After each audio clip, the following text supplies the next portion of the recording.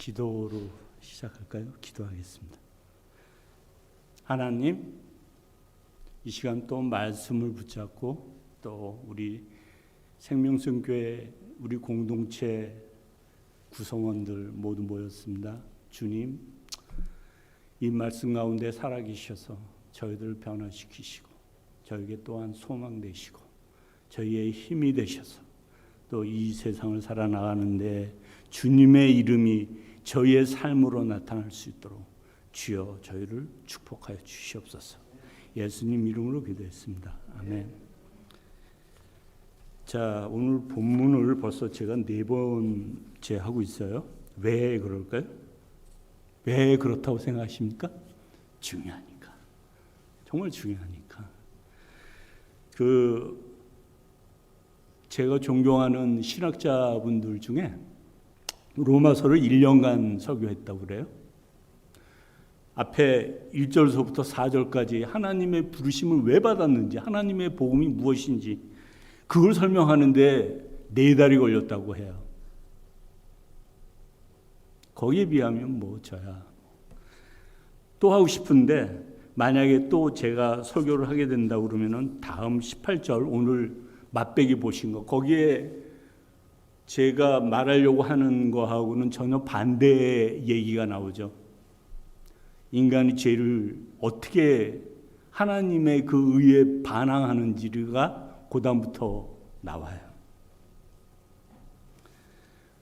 제가 4번을 했는데 그때마다 제가 말씀드리기를 굉장히 단어, 정의에 우리가 민감해야 된다. 단어를 잘 알고 있으면 그 문제가 쉽게 해결이 되고 문장이 일으켜진다라고 제가 말씀드렸어요. 저희 집사람이 한국을 갔는데 한국 간 며칠 전에 저한테 따지듯이 아주 의기양양하게 다 오더니 여보, 당신 말이야, 당신이 그 가르치는 일을 함부로 하지 말라라는 말 그 야고보서 2장 1절 말씀이야? 그러는 거야. 그래서 그랬더니 그럼 당신 그거 잘못 해석하는 거야. 그러는 거예요. 그래서 왜? 그랬더니 그 문맥을 보니까 말조심하라는 그 겉면의 말씀 중에 그 말씀이 들어가 있어. 그러니까 문맥상으로 보면 그런 뜻이 아니야 그거는. 그러는 거예요. 그래가지고 제가 웃으면서 정말 사랑스럽다는 듯이 쳐다보면서 당신 말이 맞아. 그렇게 얘기했습니다. 그랬더니 저희 집사람이 뭐지? 이 인간이 왜 이러지? 또 따지고 두고 막 그럴 텐데 이상하네. 그러는 거예요. 근데 성경을 그냥 읽지 않고 문맥을 따져서 읽고 정말 그러한가 하고 읽었다는 데 대해서 제가 굉장히 사랑스럽게 본 것이지 그 말뜻이 맞았다는 것은 아닙니다. 그 말조심한다는 것이 어떻게 가르치는 교사들한테 적용이 되는지를 연결하는 데는 실패하고 있거든요. 근데 그걸 또 따지느니 저희 집사람이 생각해서 성경을 읽었다는 데 대해서 저는 너무나 대견스러웠어요. 우리는 성경을 생각하면서 읽어야 돼요. 제가 예수 믿고 난 다음부터 저는 하나님이 세상을 창조하셨다, 창조주다라는 믿음이 있었거든요. 그래서 예수 믿기 시작했는데 성경을 읽으래요. 성경을 읽는데 목사님 설교가 도저히 이해가 안 되는 거예요. 여러모로. 그래서 제가 부족하다 싶어서 정말 성경 열심히 읽었는데 제가 또 성경을 잘못 샀어요. 한문이 들어있는 관주성경이라고 혹시 보신 적 있으세요? 세로로 되어 있는데 정말 어려운 말로 되어 있고 또 한문이 섞여 있습니다. 정말 읽기 힘들어요. 거기서 옥편이 필요하잖아요. 저희 집이 가난했거든요. 진짜 닥터 지바고를 보려고 돈을 그렇게 모아놨던 돈을 그걸 털어서 옥편을 사서 성경을 정말 열심히 읽었어요. 그리고 장로님이나 목사님이나 만나는 사람마다 교회 오래 다니신 분한테 그 설교에 대해서 물어봤어요. 저는 이렇게 생각하는데 목사님 그렇게 설교하시던데 무슨 연관이 있습니까 이게? 저는 이해가 안 됩니다. 그러면 처음에는 그거는 말이야 그러면서 설명하시려다가 더 이해가 안 되는데요. 그러면은 나중에는 딱 덮고선 그냥 믿어. 제가 제일 많이 들었던 게 그냥 믿어. 장로님한테 하루는 제가 여쭤봤어요. 장로님, 하나님이 세상을 창조하셨다는 말씀으로 창조하셨다는 믿으세요? 그랬더니 믿어. 진짜로 믿어지세요? 교회잖아. 믿어. 제가 얼마나 실망했는지 몰라요.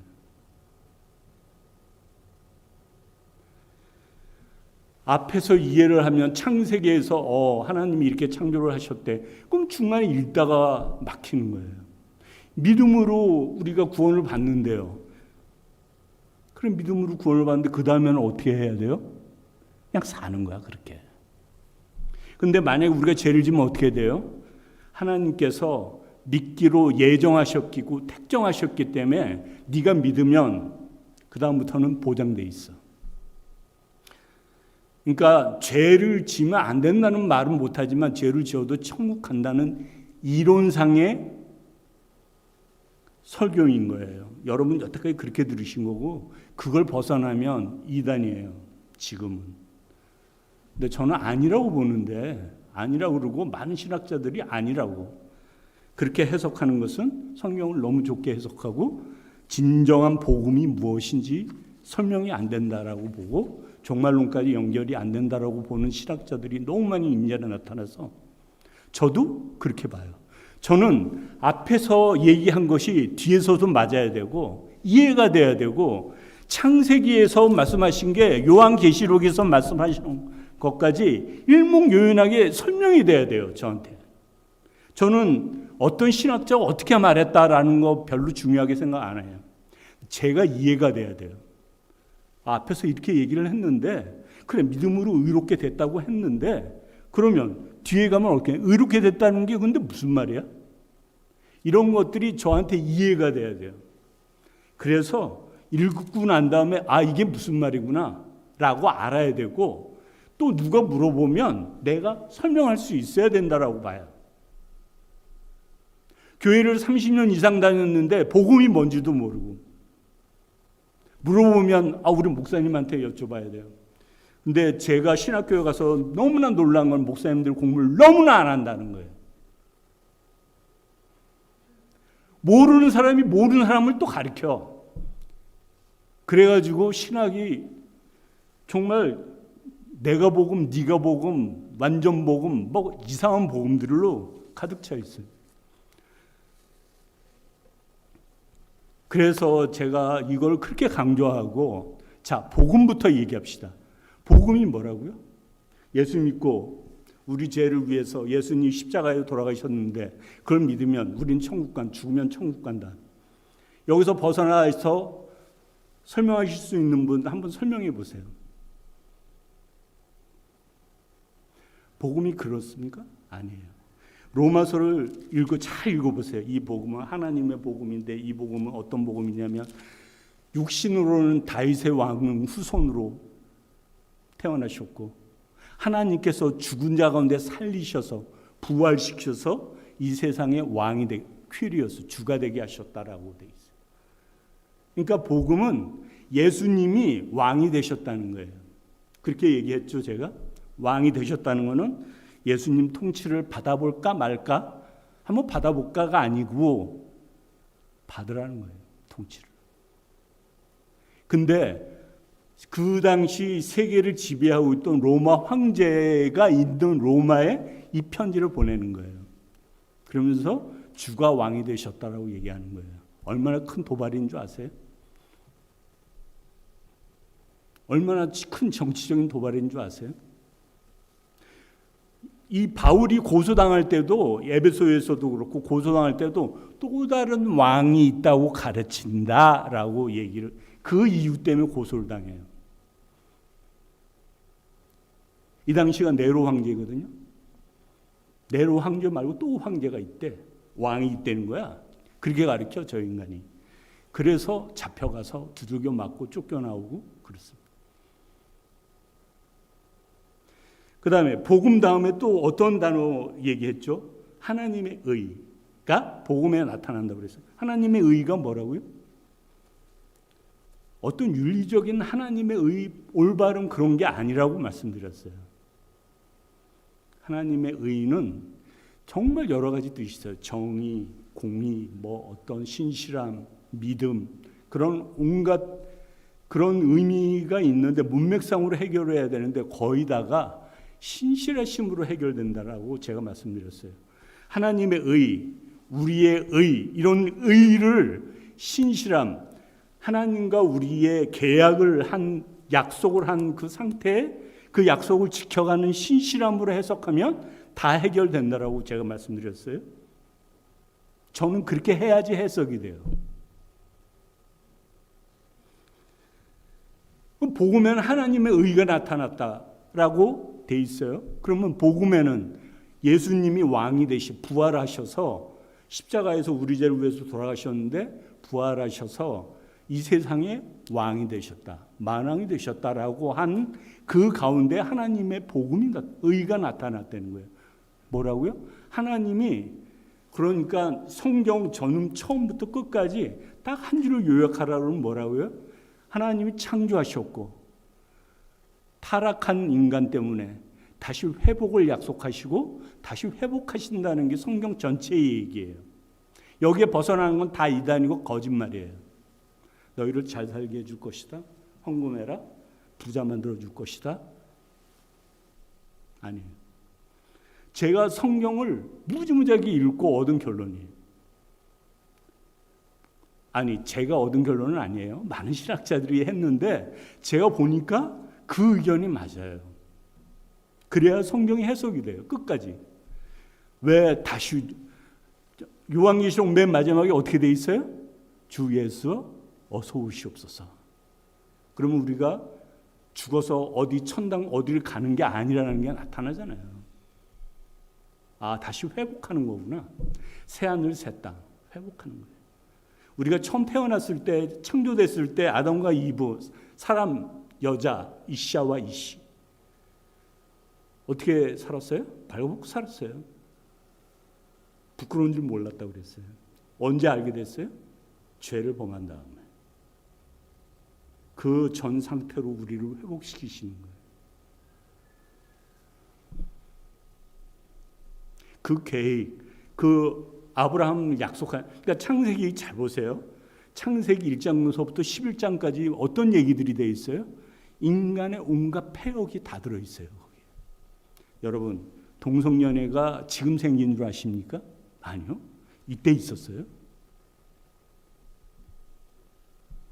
온갖 죄악, 우리가 얘기하는 살인, 도둑, 모든 죄악이 여기 있었어요. 근데 12장에는 뭐가 나타나요? 12장. 아브라함을 부르세요. 그게 인간 타락에 대한 하나님의 신실하심의 응답이에요. 성경을 그렇게 쭉 읽어하잖아요. 하나님의 그 신실하심, 약속을, 계약을 하잖아요. 아브라함하고.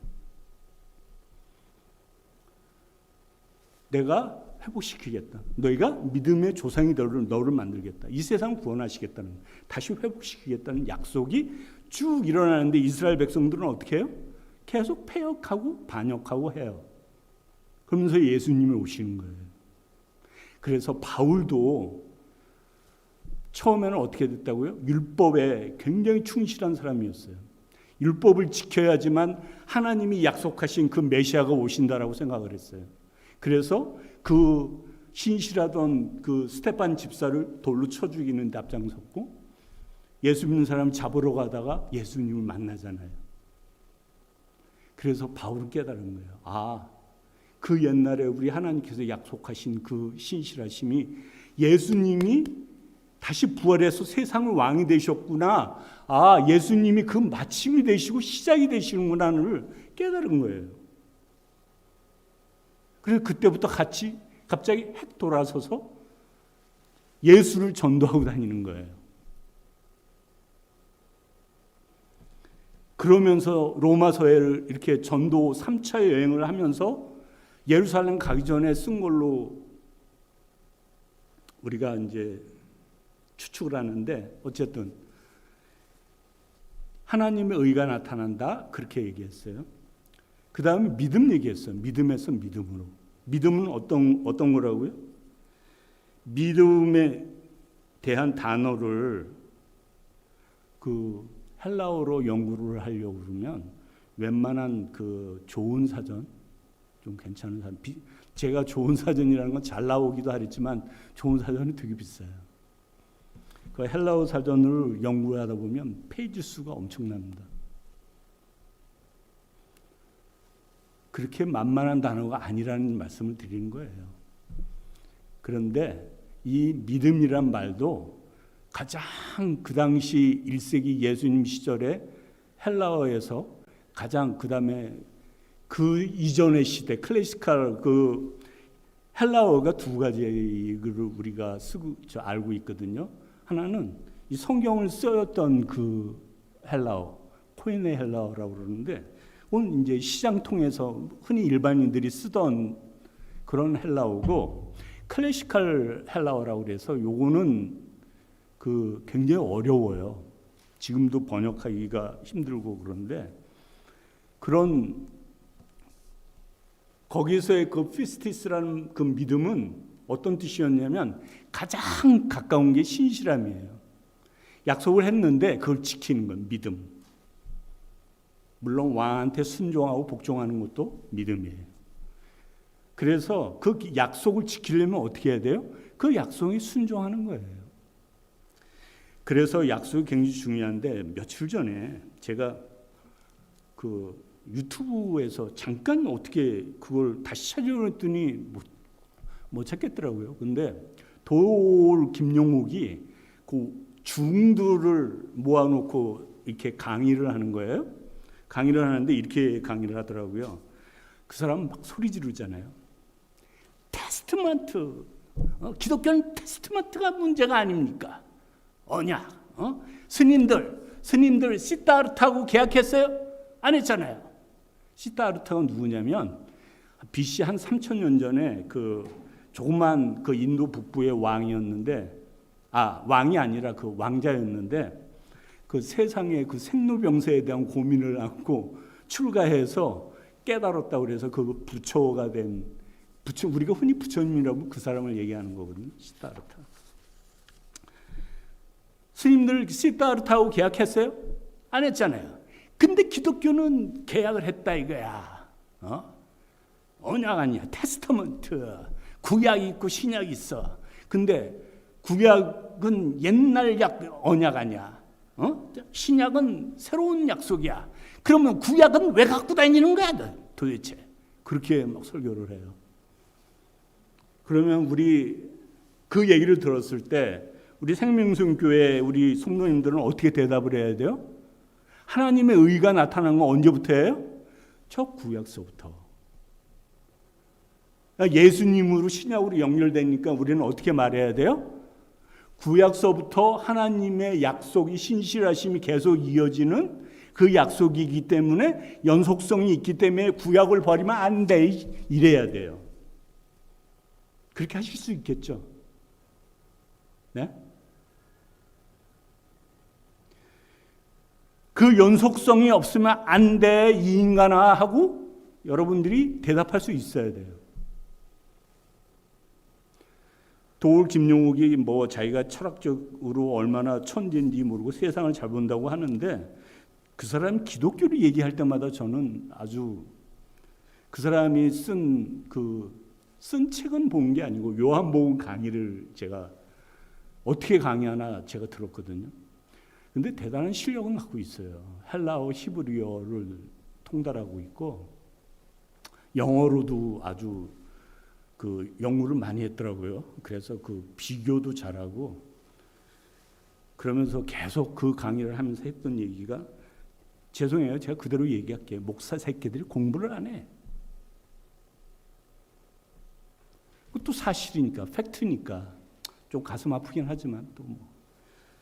그렇지만 그 사람이 옳은 건 아니에요. 철학적으로 성경을 설명할 수 있어요. 요한복음, 특히 요한복음은. 왜냐하면 요한복음은 한 90년대 쓰여졌기 때문에 제일 늦게 쓰여졌거든요. 신약 성경 중에서는. 물론 뒤에 또 언제 쓰여졌는지 모르는 게 좀 있긴 있어요. 그때는 이미 그 철학적으로 많이 정립이 됐을 때 쓴 그 당시에 그 표현 기법으로 쓴 거예요. 그래서 요한복음이 철학적으로 설명하기가 굉장히 쉬워요. 쉬운 게 아니에요. 일반 사람한테는. 그런데 철학자들이 이해해서 이게 종교라고 하면서 그 논리적으로 설명하는 데는 아주 기가 막힌 데예요. 그래서 그 어떤 목사님들은 신학자들도 마찬가지지만 요한복음을 읽으면 복음의 진수가 그대로 이해가 된다고 그러는데 저는 그렇게 생각 안 해요. 근데 뭐 여러분도 그렇게 생각하신다면 그렇게 생각하세요. 근데 어쨌든 연결성이 없다고 하면 하나님의 의는 복음 속에 나타나는 게 아니에요. 그러니까 로마서 이게 틀린 말이란 말이에요. 자, 복음, 하나님의 의, 믿음. 만약 이걸 제가 여러분들한테 강의를 했다고 그러면은 제가 시험을 보고 여러 번 봐서 완전히 익히게 할 것 같아요. 왜냐하면 그걸 이해하시고 믿음을 이해하시게 되면 앞으로 로마서를 쭉 읽어 나가시는데 이게 그런 뜻이구나. 그렇구나라는 게 아마 느껴지실 거예요. 그만큼 중요해요. 제가 만약에 목사님들한테 이걸 만약에 강의를 한다고 그러면은 그 원전 헬라어 히브리어 히브리어 믿음으로 혹시 아세요? 믿음이 우리 흔히 하잖아요. 기도한 다음에 뭐로 끝내요? 네? 아니요. 아멘. 아멘이 믿음이에요. 아멘을 피스티스로 번역을 했어요. 헬라어. 그게 믿음이에요. 믿음이 뭐라고요? 가장 뛰어난, 가장 대표되는 뜻이 뭐라고요? 신실함. 그러니까 믿을 만한 신실함. 약속을 하면 지킬 만한 사람. 계약을 하면 지킬 만한 사람. 그게 믿음이에요. 자, 그러면 믿음을 다시 또 정의해 보자고요. 자, 계약을 잘 지키려면 어떻게 해야 돼요, 내가? 당신은 내가 이제 우리 임 목사님하고 나하고 100만 원을 빌려주면서 서로 계약도 하고 그래요. 그러면 우리가 내가 임 목사님을 믿는다 그러면은 뭘 믿는 거예요? 임 목사님 자체를 믿는 거예요? 뭘 믿는 거예요? 임 목사님이 갚을 거라는 걸 믿는 거예요. 그렇죠? 약속을 지킬 거라는 걸 믿는 거예요. 그래서 안 갚으면 어떻게 되는 거예요? 뭐 이런저런 욕하면서 막 믿지 못할 인간 뭐 어쩌고저쩌고 막 그러겠죠? 그러니까 믿음이라는 것은 행동이 따라야 되는 거예요. 계약한 그 이행을 따라야 되는 거예요. 그래서 믿음에서 믿음으로 17절 한번 보세요. 하나님 의가 복음 속에 나타납니다. 이 일은 오로지 믿음에 근거하여 일어납니다. 이거는 제가 지난 시간에 기억 못 하시겠지만 기억이 나실 리가 없죠. 믿음에서 믿음으로라고 되어 있다고 했고 처음 믿음은 믿음으로부터 왔던 하나님의 믿음, 그 다음 믿음은 우리 인간의 믿음, 하나님의 믿음과 우리의 믿음, 하나님의 신실하심과 우리의 신실함, 하나님과 우리의 맺은 계약을 성실하게 이행하면서 이루어지는 것인데, 완성되는 것인데, 이것은 하박국 선지자에게 하나님이 하셨던 말씀, 의인은 믿음으로 산다와 같으니라 하고 예를 들었다고 했어요. 자, 그러면 믿음이 이제 해결돼야 돼요. 의가 들어가면 어떻게 됐다고요? 신실한, 계약에 신실한. 의인은, 그러니까 계약에 신실한 사람은 뭐예요? 하나님과 계약에 신실한 하나님의 백성은 믿음으로 산다. 그 말은 뭐예요? 하나님이 하실 계획을 믿는 거예요. 그걸 믿음으로 신실하게 믿으실 걸 내가 믿고 그분이 하고 나하고 맺은 계약대로 내가 삶을 사는 거예요. 이게 포함이 안 되면 믿는 게 아니에요. 내가 예수 믿는다 하면서 교회 다니면 내가 천국 간다. 아니요.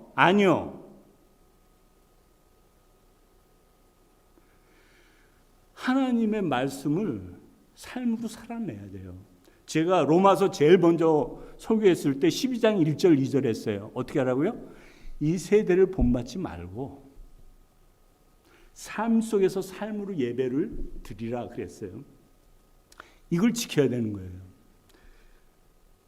이 세대, 유대인들은 이 시대를 두 시대로 구분했어요. 지금 이 시대하고 다가올 시대 하올람 하바라고 했고, 이 시대는 하올람 하제라고 했어요.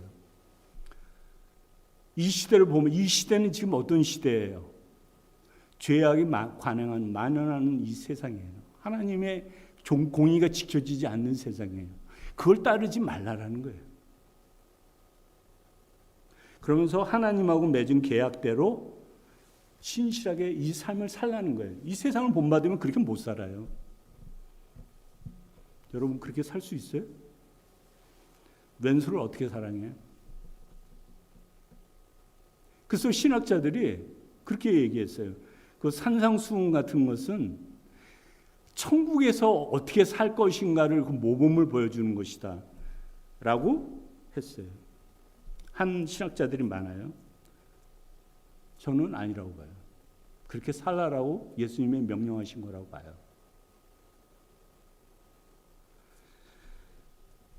여러분들은 삶은 이 등경 위에다 올려놓은 등 같아야 돼요. 다 보이는 거야.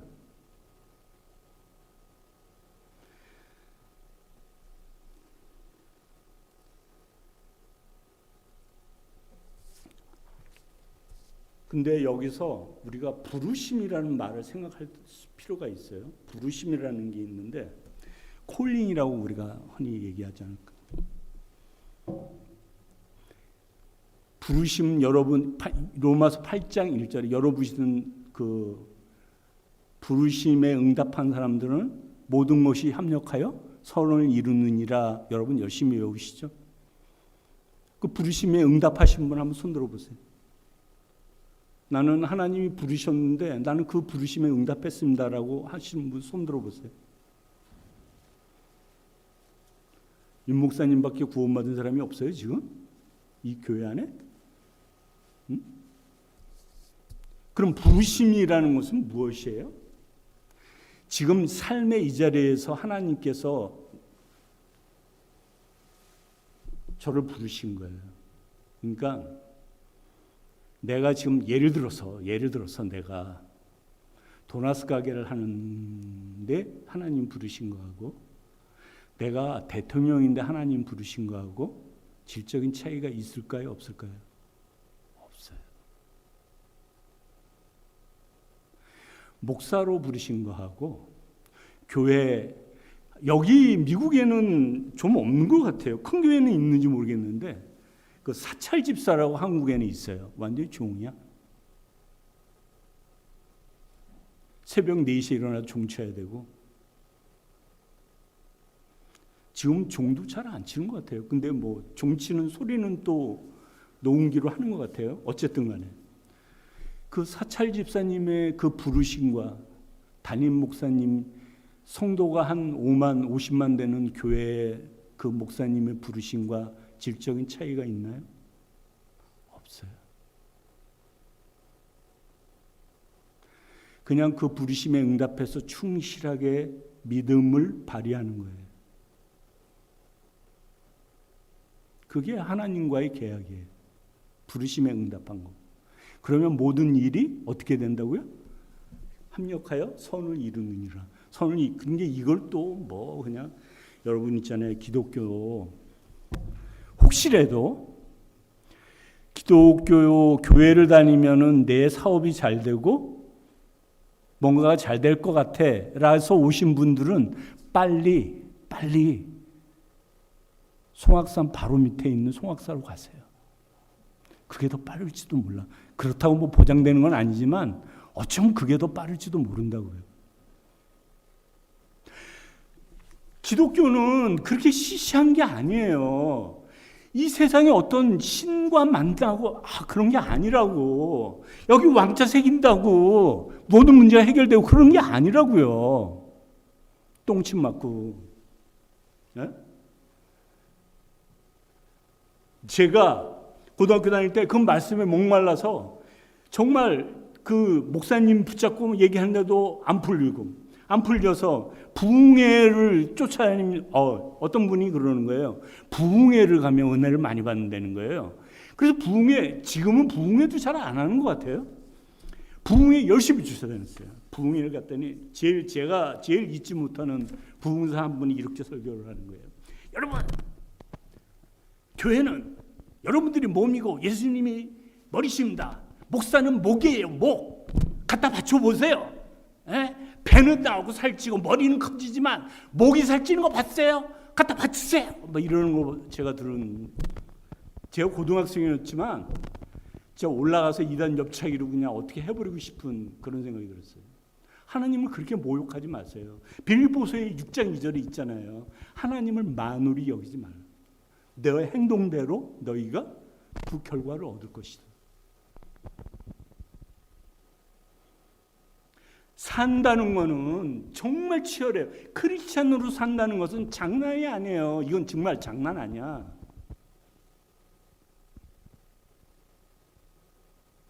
등경에 불처럼 등불처럼 나타나게 돼 있어요. 왜냐하면 특이하거든.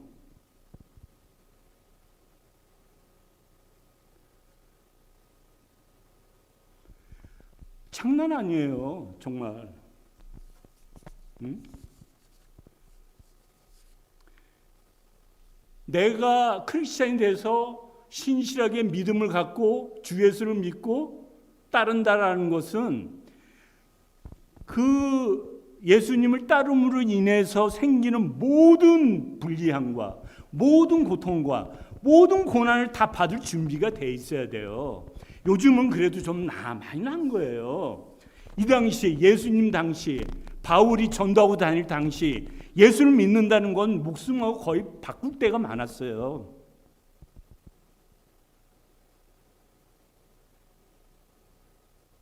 여러분들 그럴 각오가 돼 있냐고요? 예?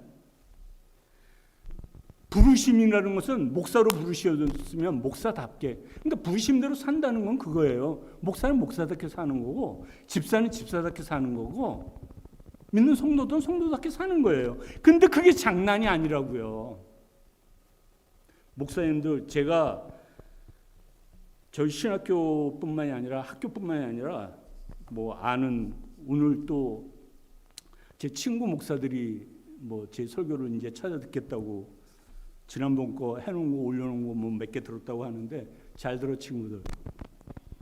목사는 목사다워야 돼요. 가수는 가수다워야 돼요. 그 가수 중에 김종민 있죠. 나는 김종민을 가수라고 안 하거든요. 노래 더럽게 못해. 근데 예능에 나와서 까불기는 되게 잘해. 그래서 난 예능인이라고 그러지 김종민을 난 가수라고 안 하거든요. 가수로 불림을 당하려면 나훈아 정도 불러야지. 응? 노래는 잘해야 돼요. 영화 배우는 연기를 잘해야 돼요. 황정민, 송강호 정말 연기 잘하죠. 근데 그 사람들 그 역을 하기 위해서 진짜로 노력한 걸 들어보면 눈물 나요.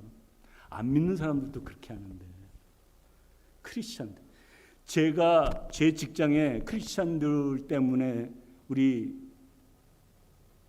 전도하기가 힘들어요. 말이나 말지. 나 기독교인이라고 말이나 말지 좀. 난 목사라고 말이나 말지. 온갖 추태를 다 보여. 전도가 안 돼. 안 믿는 사람한테. 집사. 내가 집사인데. 집사는 섬기는 게 우선이에요. 섬기지 않고 있는데 내가 집사라고 그러면 정말 회개 많이 해야 돼요. 교회에 섬길 일이 얼마나 많은지 몰라요. 제가 해봐서 알아요. 해도 끝도 없어. 그래서 그런 생각도 든다니까. 정말 하나님, 집사를 목사보다도 더 대우하셔야 돼요. 집사는 자기 직장도 있고 돈도 벌어야 되는데, 근데 밤에 와가지고 이 일도 해야 되고, 회의를 하면 이것도 맡기고 저것도 맡기고 한번 열심히 하면 일 잘하네. 또 해. 또 해. 자꾸 감투로 막 갖다 줘. 돌아오는 거는 비난과 욕박. 여러분 건축 현장 한번 해보세요. 적극 추천해. 인생의 모든 고난을 받고 싶다. 한순간에 받고 싶다. 그냥 몇 년 안에 받고 싶다. 한번 해보세요. 건축 현장 내가 맡겨드릴게.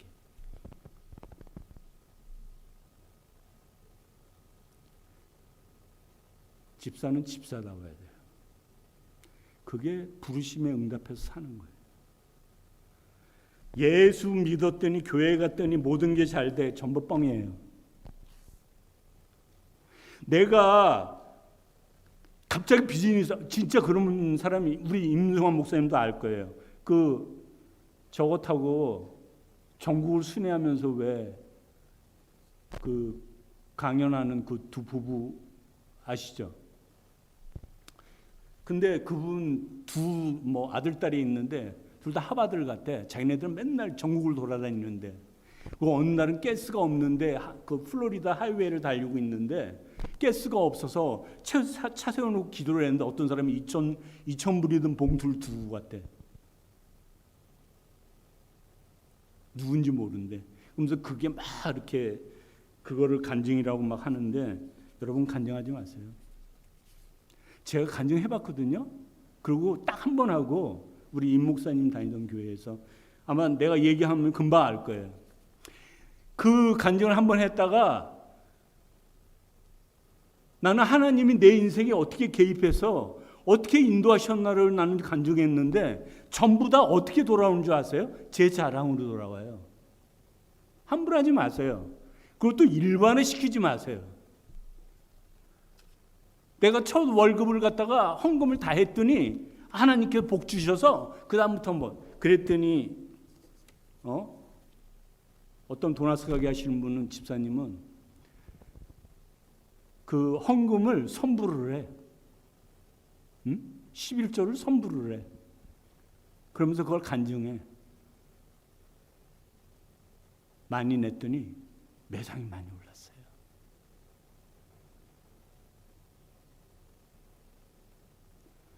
정말 그런 분들은 제가 이단 엽처에게 함께 넥슬라이스 같이 들어가고 싶어요. 정말. 기독교를 그렇게 우습게 보지 마세요. 세상을 창조하신 하나님을 그렇게 우습게 보지 마세요. 우리는 어떻게 될 거야? 예수를 믿고 나면 제가 제일 싫어했던 게 뭔지 아세요? 고등학교 다닐 때 목사님들 특히 성경을 왼쪽 가슴에 여기다 이렇게 해야 된대. 그리고 눈을 위에 뜨면 안 된대. 눈 깔아야 된대. 그리고 조용히 걸어야 된대. 이렇게. 그리고 어디 식당 같은 데 딱 가서도 내게 강 같은 평화 딱 앉아가지고 치야 식사 기도는 20분.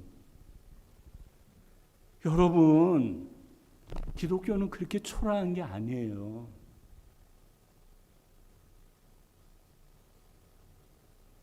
제가 말씀드렸죠. 한일은행 지점장님 사모님 교회에 나오라는 단 한마디를 안 해도 그 사는 모습을 보고 우리 어머님이 그렇게 어려울 때 같이 했던 무당 친구를 버리고 교회를 갔다는 거 아닙니까? 저분이 다니는 교회에는 도대체 어떤 교회길래 저런 분이 저렇게 사는지 알고 싶다고 가셨어요. 그게 전도예요. 그게 부르심에 응답하는 삶이에요. 저는 신학교에서도 그렇고 제 친구들 사이에서도 그렇고 목사 되지 말라고 목사 됐으면 그만두라고 하러 다니는 사람들 중에 악명 높은 사람이에요. 그 대가도 충분히 받았어요. 신학교에 갔는데 교수님들이 딱 들었더니 여기 안수 집사 한 분 계시다면서요? 접니다. 그랬더니 난 저런 사람이 제일 싫어. 좀 배워가지고 목사한테 대들라고 그러지. 아주 새파란 선교사 한 사람이 30대 초반 선교사 한 사람이 딱 일어나 세미나 중에 딱 일어나더니 그런 게 나를 이렇게 손가락으로 가리키면서 제가 웬만한 교수들보다도 나이가 많거든요. 제가 랭킹 탑 3에 들어요. 그런데 저를 그러니까 다 알죠. 저를 손가락질하면서 난 저런 인간이 제일 싫어. 저런 인간을 나는 실로암이라고 불러요. 그래서 내가 웃으면서 물어봐요. 실로암이 뭐예요? 그랬더니 실로암 쪽인 존재래. 응? 신학 공부해가지고 목사들 우습게 보려고, 목사들 괴롭히려고. 근데 저는 아무 말도 안 했는데 마음속으로는 이랬습니다. 너네들이 공부를 하면 내가 왜 여기 왔겠니? 그리고 한 목사님 정말 인격도 좋아 보여요. 그리고 부침성도 좋고 찬양도 가수 같고 너무 마음에 드는 거야. 근데 또 그 목사님이 또 저를 막 형님 하면서 잘 따르는 거예요. 근데 세미나 했는데 발표를 하는데 기가 막힌 거야 이게. 그리고 그날 저녁에 식사를 해주면서 목사님 왜 목사 되려고 그랬어요? 그랬더니 제가 섬기기를 참 잘합니다. 섬기는 거는 안수집사로도 충분합니다. 목사는 말씀과 기도에 전무하지 않으면, 자신이 없으면, 거기로 부르심이 없으면 하지 말아야 됩니다. 왜냐하면 많은 영혼이 다치기 때문입니다. 내가 이 얘기를 했더니 임수환 목사님이 아니 안수받은 목사님한테 그랬어요? 그랬어요. 그랬더니 근데 그 다음 세미나 때 이분이 저를 이렇게 쉬는 시간에 쳐다보더니 형님 안녕하셨습니까? 오늘 저녁 꼭 저하고 식사를 하셔야 됩니다. 그러는 거예요. 그럽시다. 그러면서 그날 저녁에 식사를 하는데 제 집사람이 꼭 집사님한테, 전도사님한테 식사를 대접하라고 했습니다. 그래서 무슨 일이에요? 그랬더니 제가 전도사님한테 그 얘기를 듣고 비행기를 타고 집으로 갔는데 너무너무 가슴이 찔리고 잠이 안 오더랍니다. 그래서 그 아내가 그 초등학교 교사인데 이렇게 제 얘기를 하면서 어떻게 할까? 목회를 포기할까?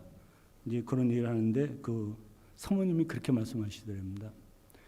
여보, 공부할 때가 있는 거니까 이 기회를 놓치면 그 전도사님처럼 늦은 나이에 공부하게 돼. 그러니까 지금 모든 걸 그만두고, 그분이 그 풀러신학교에 김세윤 박사님의 그 비서 목사님이셨거든요. 잡이 있는 거예요. 그래서 그분이 그 아내와 의논 끝에 내가 당분간 당신 공부하는 동안 내가 책임을 질 테니 공부에만 전념하라고. 그래서 그날부터 아내가 도시락 2개를 싸줬대요. 그래서 학교 그 도서관에 그 이민 가방에다 책을 다 넣고 가서 아침에 들어가서 밤에 나갔다는 거예요. 그렇게 공부를 했더니 조금 신학에 대해서 눈에 뜨게 되는 것 같더라. 그래서 형님한테 정말 감사하게 생각한다. 그래서 꼭 식사를 대접하라고 했다. 그건 딱 예외적 케이스, 딱 한 케이스고, 모든 제 동료들이 제가 딱 가서 이 세미나실에 가서 딱 앉으면 다 피합니다. 저는 목사님, 교수님하고도 토론을 지지 않고 하거든요. 지지 않는다는 게 내가 이긴다는 게 아니라 무서워하지 않는다는 거예요. 왜냐하면 제가 연구한 부분에 대해서는 어느 정도 자신이 있고 호기심이 있어서 그런데 제가 모르는 건 질문도 안 합니다. 모르는데 어떻게 질문을 해요? 어느 정도 알아야지 질문이 되는 거 아시죠? 저는 세상에 무서운 사람이 없습니다. 저를 컨트롤할 수 있는 사람은 우리 하나님과 우리 집사람밖에 없습니다. 그게 제가 이렇게 말하는 게 뭐 어떤 고집 그런 게 아니라 나만 옳다 그런 게 아니라 제가 궁금한 건 제가 충분히 연구가 됐으니 토론을 하자 이겁니다. 여러분 제 말을 믿지 마세요. 저는 솔직히 말씀드려서 딱 밟으면서 하나님 지금 이 길이 맞습니까? 지뢰밭 걷는 것처럼 이 길이 맞아요? 그러면 이건 맞습니까? 하고 성경 연구를 해요. 그런데 나도 인간이니까 실수하고 나도 인간이기 때문에 내가 좋아하는 것만 볼 수도 있고 물론 객관적으로 보려고 애를 써요. 그런데 그래서 저는 제가 옳다라고 안 해요. 그런데 반대하는 그런 의견이 있으면 토론하자고요. 토론하는데 충분히 연구해가지고 아무것도 그 왜 그렇게 생각하세요? 그러면 그 어떤 목사님이 그렇게 말씀하시던데요. 이건 토론이 아니잖아요. 그리고 토론을 하면 그 주제에 대해서 얘기를 해야 되는데 한국 사람들 토론을 어떻게 하는 줄 아세요? 제가 미국에 와서 미국에서 공부하면서 토론하는 걸 보고 깜짝 놀랐는데 한국에서는 대학원에서도 제가 토론 많이 했었잖아요. 어떻게 하냐면 얘기를 하다가 목사님 왜 그렇게 생각하세요? 뭐 이렇게 얘기하다가 말이 짧네. 너 몇 년생이야? 아니, 싸우는 프로세스가 꼭 그래 아주. 응? 어쭈? 네가 나보다 세상을 많이 살았어? 그거하고 무슨 상관이 지금 주제가. 응? 그러니까 충분히 연구해서 아니면 질문을 하든지 저는 모르겠는데 왜 그러냐. 저는 음악에 대해서 우리 임 목사님이 뭐라고 하면 예 알겠습니다 하고 듣지 뭐 그런 게 있어요 하고 따지지 않아요. 왜냐하면 잘 모르니까. 저 알거든 음악에 대해서. 임 목사님이 외모를 판단하지 말라고요. 피아노 잘 치세요. 우리가 부르심에 응답한다는 건 장난이 아니라는 거. 마음가짐을 하시고 또 뭐 교회에 새로운 계획을 짜신다고요. 그거 다시 한번 당부드리지만 민주주의제로 하지 마세요. 교회는 하나님의 백성은 말씀과 성령으로 가셔야 되는 거예요. 누가 반대하잖아요. 그러니까 이렇게 회의를 하다가 반대하는 사람 있잖아요. 꼭 있어요. 있는데 뭐 9표 대 1표 9대 1이네. 그러니까 이렇게 합시다 하고 하면 안 돼요. 그건 교회가 아니에요. 하나님의 백성이 아니에요. 왜냐하면 하나님의 뜻은 딱 하나거든. 그걸 성령님이 묶어주시거든. 여러분 개인적으로 여러분을 구원하셨다면 큰 착각이에요.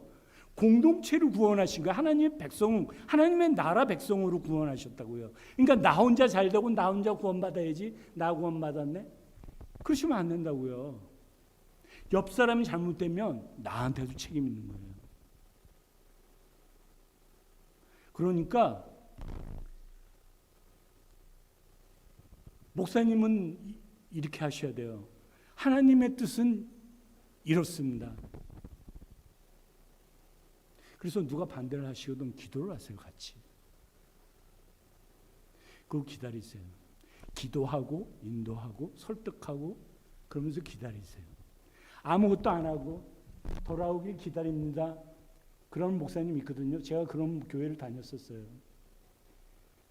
그렇게 기다리기만 하면 괜찮은데 왕따까지 시켜.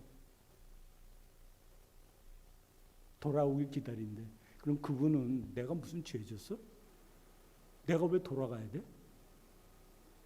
그리고 교회에서 마치 물 위에 기름이 뜬 것처럼 그렇게 둥둥 떠다니는 사람들이 있는 교회가 있어요. 근데 그 목사님은 자기가 굉장히 그 공동체 하나님 뜻대로 운영하고 있다고 생각을 해요. 누군가가 얘기를 하면 왕따 시키면서 죄인을 만들어버려요. 다른 교회를 막 욕하면서 비난하면서 또 다른 몬스터가 돼 있는 거야, 자기도.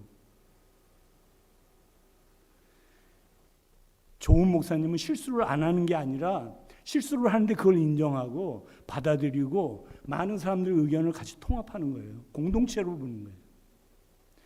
그러니까 여러분들도 혹시라도 의견이 안 맞으면 하나님 뜻이 무엇입니까? 라고 물어보세요. 성경에 없는 거 많아요. 신학자들이 바보 아니잖아요. 대천재들만 옛날에는 신학을 공부했거든. 아포리움이라고 그래서 성경에 없는 그런 게 있어요. 그런 예를 들어서 담배 성경에 안 나오잖아요. 펴야 돼, 안 펴야 돼요? 그거 핀다고 뭐 지옥 가겠어요? 근데 건강 생각해서 피지 마시라고요. 특히 한국 같은 데는 또 관습이라는 게 있어요. 교회 다니면서 담배 피면 교회 다니는 걸로 안 보거든. 사이비로 보거든. 그럼 안 피는 게 좋지. 근데 담배 피우면 지옥 간다는 사람은 그 사람이 지옥 갈 거예요. 그렇게 함부로 평가하지 마세요. 하나님 뜻이 무엇인가를 잘 해서 목사님이나 이렇게 상의를 하세요. 하나님 뜻이 무엇이냐. 그래서 의견을 성령님께서 기도함으로 인해서 성령님이 일치시켜. 성령님은 왜 보냈겠어요? 여러분들 다른 생각을 한 생각으로 묻기 위해서 보내신 거예요. 하나님만 바라볼 수 있도록. 민주주의 하지 마세요. 교회는 하나님의 신정 독재 정치 기관이에요. 한 몸이에요. 머리는 예수님이에요.